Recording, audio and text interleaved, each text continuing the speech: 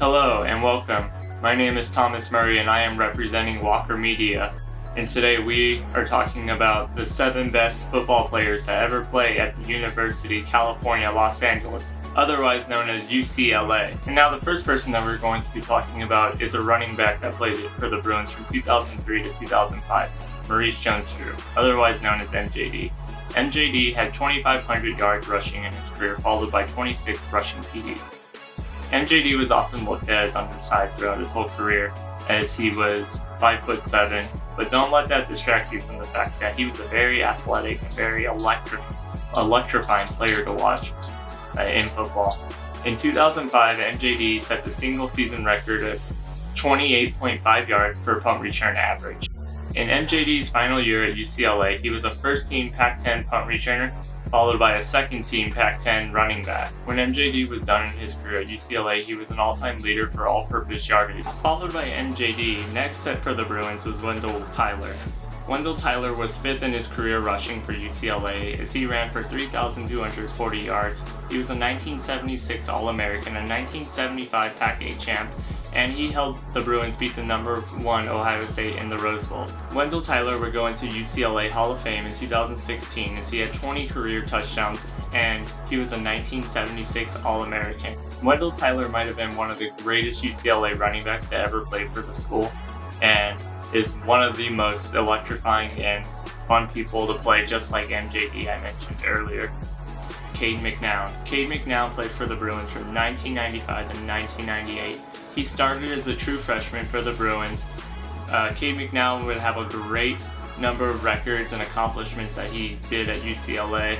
He lost in the Aloha Bowl in 1995.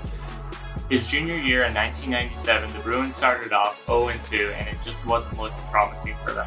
However, Cade McNown went ahead and rallied the team into 10 straight wins, and then they would go on to win the Cotton Bowl over Texas A&M.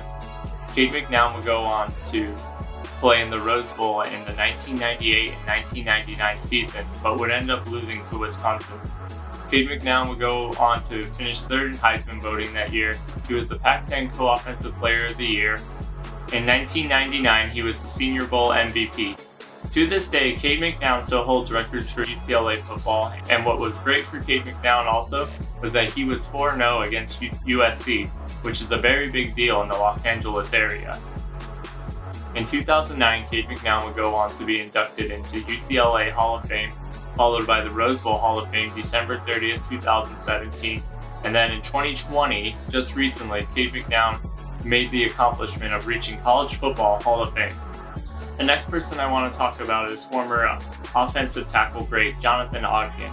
Jonathan Ogden played from UCLA from 1992 to 1995. He won a Pac-10 championship and a Rose Bowl in 1993 with the Bruins. And Jonathan Ogden only allowed 2 sacks as a starting left tackle in 23 games during his junior and senior seasons. In 1995, Jonathan Ogden won the Outland Trophy and the Morris Trophy. He was also named Lineman of the Year and was an All-American. In 2006, Ogden was put into UCLA Hall of Fame. Followed by that, in 2012, he was put into College Football Hall of Fame. Next on this list is none other than the great Troy Aikman. Aikman is more than just a television personality that we hear on Footballs for Sunday.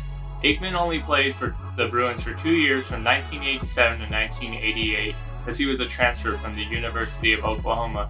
Overall, though, Aikman was very successful at UCLA and probably would have been higher on this list had he played all 4 years for the Bruins.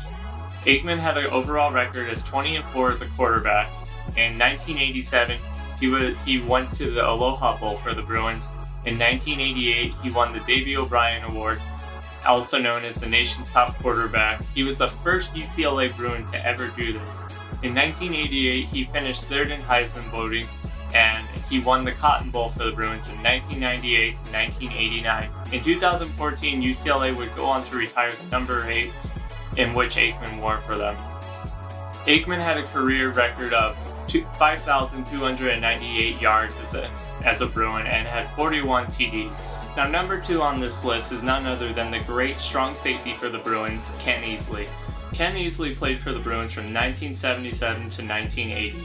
In his career, he was a 4-time All-Pac-10 first-team All-American. He had 19 career interceptions, 324 tackles. He was the NCAA 3-time All-American, and his number is currently retired with UCLA, which is number 5. In 1991, he was inducted into the UCLA and College Football Hall of Fame. Now, number 1 on this list. Number 1 is none other than Gary Bieben. Gary Bieben was the first ever Bruin to win a Heisman in 1967. He also won the Maxwell Award, he won the Pop Warner Trophy, you name it, he did it all. He was a unanimous All-American for the Bruins. His number 16 is currently retired for the Bruins.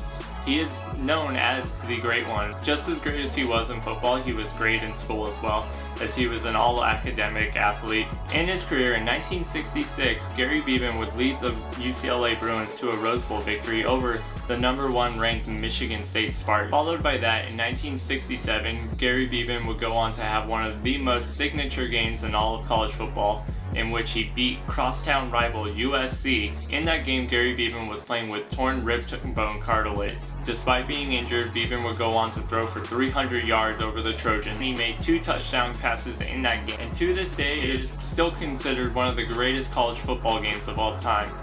And there we have it. There is the top 7 UCLA players of all time. My name is Thomas. It's been a pleasure.